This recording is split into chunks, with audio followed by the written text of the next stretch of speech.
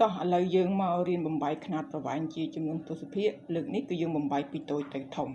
ឥឡូវយើងមើលតើ 4.3 ម៉ែត្រនេះយើងបំបីទៅជាគីឡូម៉ែត្រយើងបំបីដូចម្ដេចអញ្ចឹងយើងយកមកសរសេរចូលក្នុងតារាងអញ្ចឹងបងប្អូនចាំ 4.3 ម៉ែត្រ 4 នៅមុខក្បៀសនេះគឺជាចំនួនគត់អញ្ចឹងយើងសរសេរលេខ 4 នៅកន្លែងកន្លោនម៉ែត្រតមកយើងដាក់ក្បៀសហើយលេខ 3 នេះគឺយើងនៅសរសេរនៅកន្លែងខ្ទង់ដេស៊ីម៉ែត្រអញ្ចឹង 4.3 ម៉ែត្រយើងបំបែកទៅជាគីឡូម៉ែត្រអញ្ចឹងយើងបំពេញលេខ0នៅដេកាម៉ែត្រលេខ0នៅហិកតូម៉ែត្រលេខ0នៅគីឡូម៉ែត្របន្ទាប់មកយើងចាប់ផ្ដើមរំកិលក្បៀសពីកន្លែងលេខ4ក្នុងខ្ទង់ម៉ែត្រនេះទៅកន្លែងខ្ទង់គីឡូ